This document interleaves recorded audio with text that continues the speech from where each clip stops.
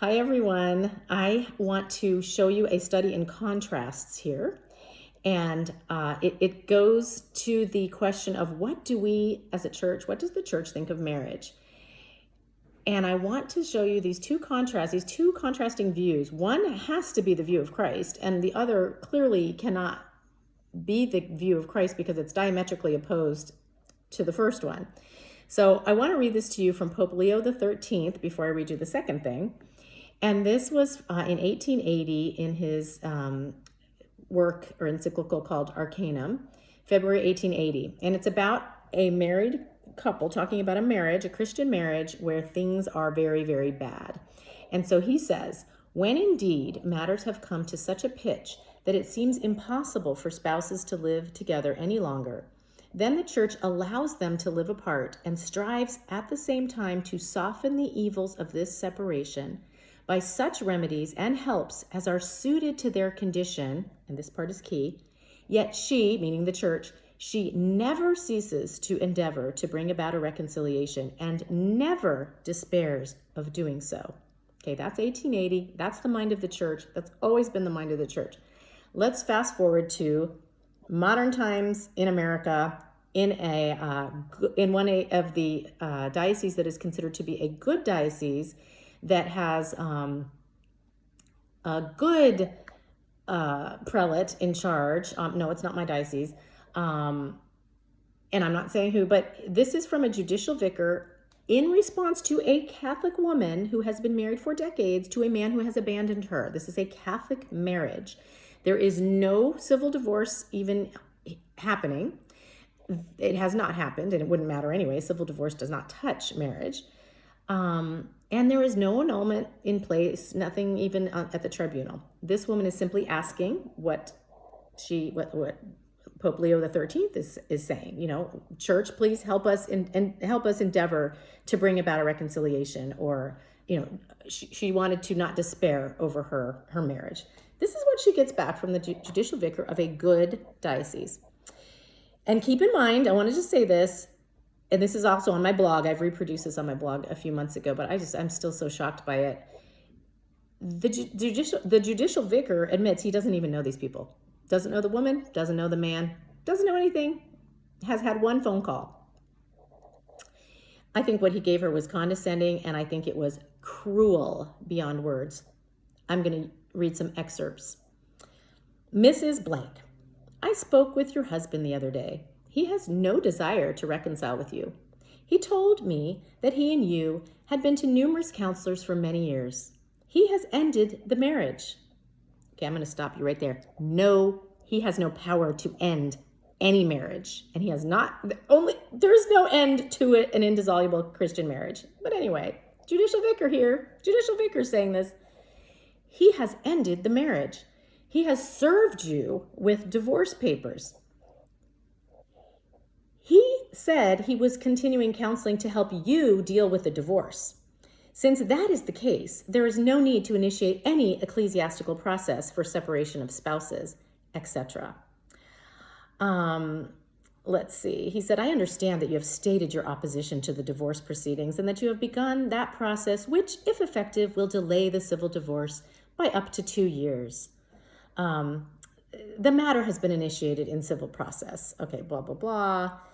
Let's see. Let's see. Here we go. I do not know you or Mr. Blank. I do not know you. Okay, he's admitting, I do not know you or your husband.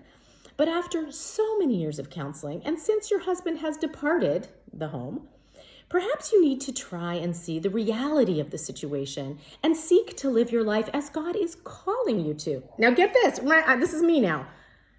She's been called to marriage. She's married in the eyes of the church and the eyes of God. And he's telling her she needs to get on with her life and get over that whole thing about being married. This is a judicial vicar. I can't get over this. And try to see the reality of the situation and seek to live your life as God is calling you. Irreparable damage cannot be repaired. I'm not trying to dismiss you or belittle you or give you a hard time.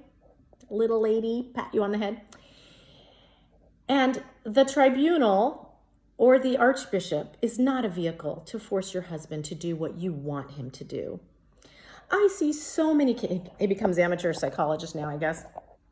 I see so many cases of wounded people who do not try to heal or bind up their wounds appropriately, but they just keep hurting themselves and others.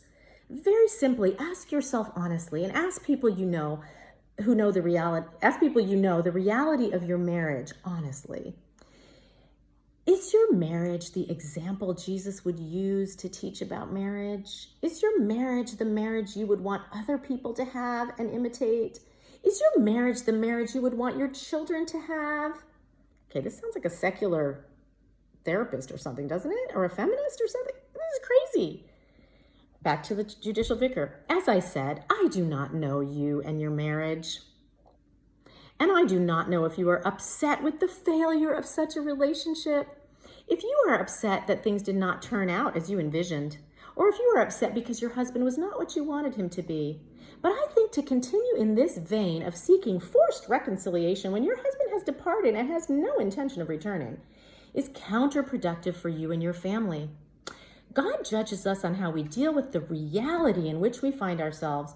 We cannot make right decisions all the time. But the important thing is to deal with the reality before us. When something or someone dear to us dies, after some anger at the loss, we mourn its end and we thank God for all the goodness we enjoyed because of the person or thing. Mourn the death of your marriage after appropriate anger. Thank God for the goodness you received in it and by it, and seek to discern where God is calling you now. Ta-da! So we've got a married woman who there's no divorce and absolutely no annulment. And he's basically saying, you are setting such a bad example by wanting to reconcile and have this marriage be a thing. Go and move on. He's moved on. Why shouldn't you? Apparently the prelate in charge, when was asked to comment on the judicial vicar's thing here, said something like, I stand with my judicial vicar. Have a nice day. So I don't see how that is reconcilable with what we know the church teaches about marriage, what Christ taught about marriage, and about the cross, that even if you're abandoned, you stay faithful. And JP2 said something about that in his Familiaris Consortio, where he basically said that people who are in marriages, valid Catholic marriages, and those marriages fall apart, they are to be considered heroes for standing for that marriage unless there can be a reconciliation, and even if there can't be, and that the Catholic Church should rally around those people as a witness. And this judicial vicar is saying the exact opposite and condescending to this woman and being cruel to this woman who is in the right because she has a marriage in the church, and canon law, which this judicial vicar should know, says that marriage enjoys the favor of the law. He should be standing on the side of the marriage, not saying, move along, you don't have a marriage anymore. Your husband's ended the marriage because he left. He's ended the marriage. Again, Leo XIII, the church never ceases to endeavor to bring about a reconciliation and never despairs of doing so. And you have a judicial vicar today in modern America who speaks for basically everyone saying, he left you. He doesn't want you anymore. Move along. What's wrong with you? There's something wrong with your mental health. And the contrast could not be more stark. So we have to choose a side, and we have to decide whether we're going with modernism and this newfangled way of looking at marriage, which is not Christian, or if we are going to go with the mind of the church. Because again, this man absolutely said, I don't even know you. I don't know your marriage. All I know is he left. So move on, little lady. We got a problem here, guys. All right. God bless you.